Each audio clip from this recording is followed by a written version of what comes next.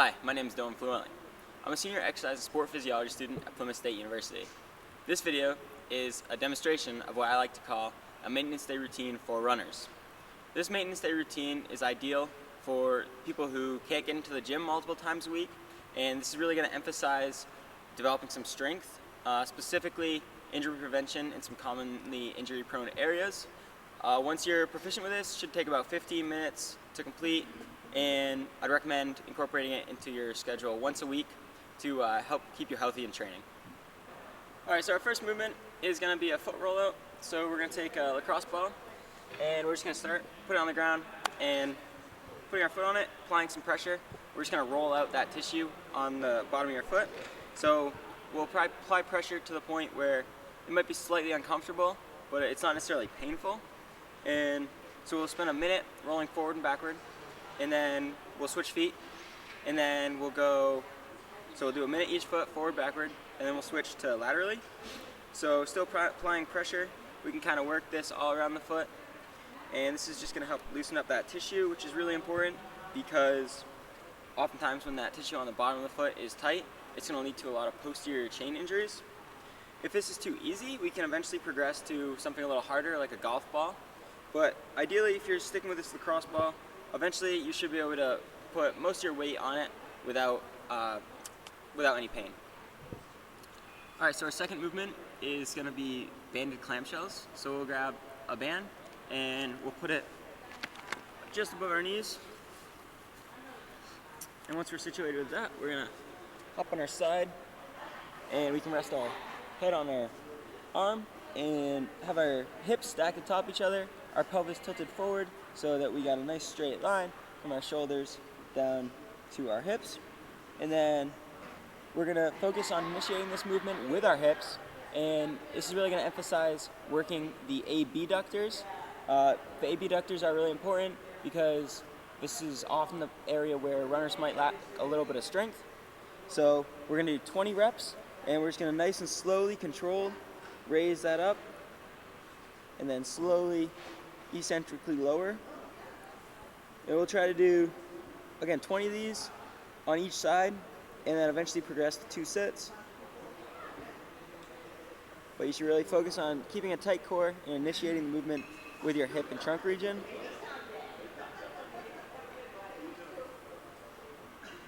Eventually you should start to feel that in your abductors on the outside, but also you're going to feel a little bit in your adductors as they eccentrically elongate during the outward movement. Our third exercise in the maintenance day routine is three-way touch. So we're going to start with a band around our ankles, and we're going to have 3 movements. We're going to have flexion, abduction, and extension. The flexion point really focuses on the rectus femoris and the sartorius muscles, and during abduction we're going to work the tensor fasciae latae and the other abductor muscles. Then during extension we're going to work the glutes and the hamstrings.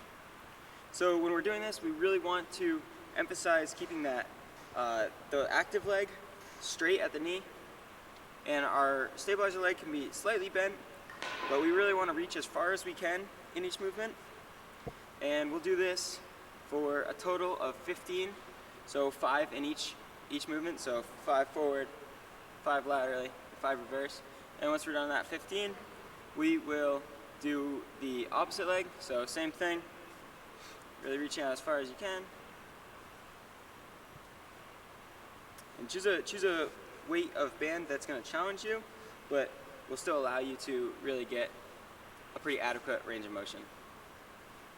Alright, so our next exercise is going to be single leg balance. This is really important because when we're out on a run, we're never on 2 legs at the same time.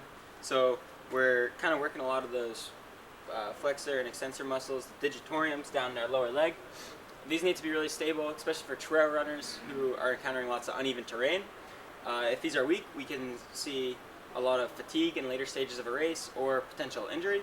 So what I like to do is just stand on one leg with our opposite leg up at 90 degrees. We're just going to hold our balance, and as you shift, you can kind of feel those muscles in your lower leg contracting to offset that and to keep you stable.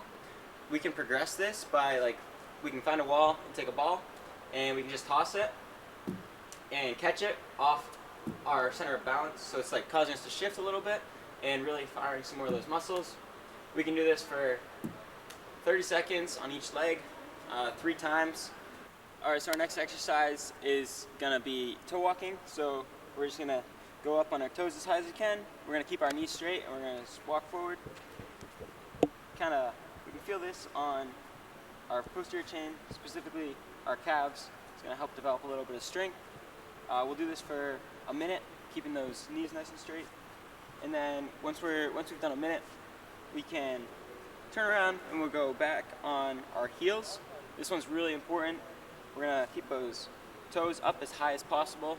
Again, keeping our knees relatively straight. This is really important because we're gonna kind of feel that in our anterior tibialis, or those muscles on the front of your shins. Both these exercises are gonna help to strengthen that area, and it's gonna help prevent some shin splints, especially in novice runners who maybe don't run as high of a volume. We can incorporate this into our schedule because shin splints are a pretty common injury, pretty common overuse injury for runners. So still focusing on our anterior tibialis, our next exercise is going to be tip raises.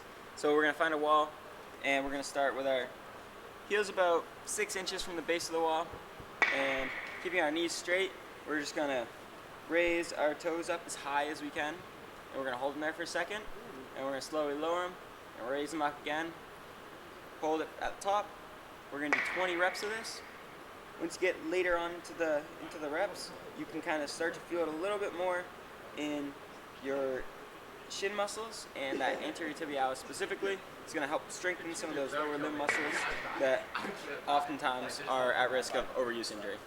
So this is the mainstay routine that I like, but feel free to make some specific adaptations to your own needs for if you have some specific areas that you think need a little bit more attention.